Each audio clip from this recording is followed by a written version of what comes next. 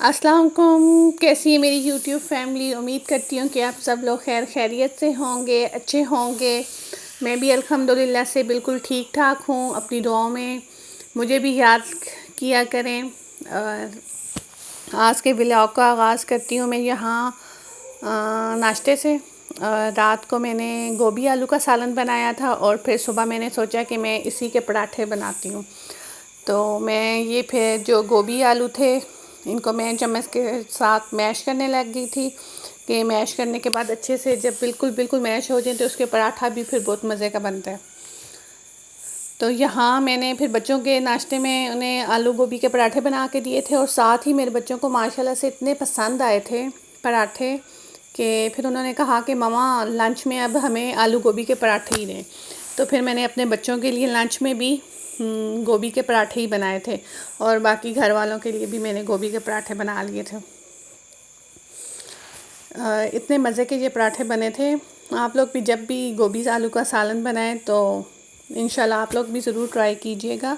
और फिर इसी तरह नाश्ता वगैरह से फ़ारग होने के बाद जो मेरे वीकली रूटीन के जो काम होते हैं, जो बंदा कहता है कि हफ़्ते के बाद स्टार्ट, वो मैंने कर दिए थे। यहाँ मैं पूरे घर में से जाले उतारने का काम सबसे पहले मैंने वो स्टार्ट किया कि मैं जाले वगैरह अच्छे तरीके से उतार लूँ।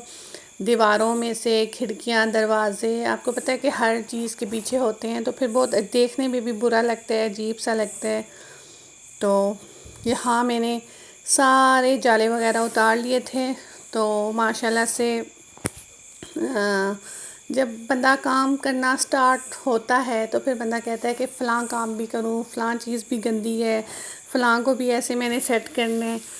तो फिर बंदा सारे ही स्टार्ट कर देता है, सारे ही काम आस्ता आस्ता से होने लग जाते हैं। और उसके बाद जब मैं जाले वगैरह उतारने के बाद फिर मैं बाहर आ गई तो मैंने अपने हस्बैंड से बोला कि क्योंकि मौसम अब चेंज हो रहा है तो पौधों की कटिंग करते हैं। तो हम लोगों ने फिर सारे पौधों की कटिंग कर ली थी अच्छे से। और यहाँ मैंने अपने सारे पौधे अच्छे तरीके से साफ़ कर लिए थे। फिर मैं अंदर आ गई थी। मेरा बेटा जो छोटा वाला है वो अभी सो के उसी टाइम उठा था तो फिर मैंने वो कमरा वगैरह समेट लिया था। बाकी सारे तो मैंने समेट लिए थे, लेकिन ये कमरा रह गया था। जब ये सो के उठा है तो उसके बाद मैंने कहा कि अब चलें साथ साथ इस कमरे सारे को कंबल वगैरह तय लगा के रखे थे और बाकी सारा कमरा मैंने संभाल लिया था अच्छे तरीके से, चादरें वगैरह सारे ठीक कर ली थी। और फिर यहाँ देखें, क्योंकि अभी आप ये सारा देख रहे हैं कि यहाँ आप ही संभालने तक पहुँची थी और एकदम से तंदूर पे कैसे आ गई। तो आपको मज़े की बात बताती हूँ कि मेरा बेटा ही 12 बजे सो के उठा था और 12 बजे हम लोगों की, आपको पता है जैसे कि गांव है तो हम लोग 12 बजे तक तंदूर जला के तो दिन की रोटी वगैरह बना लेते हैं, फिर जैसे जैसे कोई खाता है तो देते रहते हैं। तो यहाँ मेरी सास जो थी वो तंदूर पे रोटी लगा रही थी और फिर मेरा बेटा भी उसी वक्त सो के उठा था तो फिर मैं उसके लिए रोटी लेकर आई और साथ फिर मैंने उसे चूरी बना के दी कि चलो तुम ये चूरी खा लो। तो वो उठा था तो फिर मैंने उसे चूरी वगैरह बना के दे के और दिन के जो सालन वगैरह बनाना था वो मैंने भिंडी फ्राई की थी। यहाँ मैंने दिन का सालन भी बना लिया था और रोटी भी बन गई थी तो फिर मैं टेंशन फ्री हो गई थी कि अब खाने का टाइम, खाना तो बन चुका है तो अब जैसे जैसे कोई खाएगा तो फिर सर्व कर दूँगी खाना।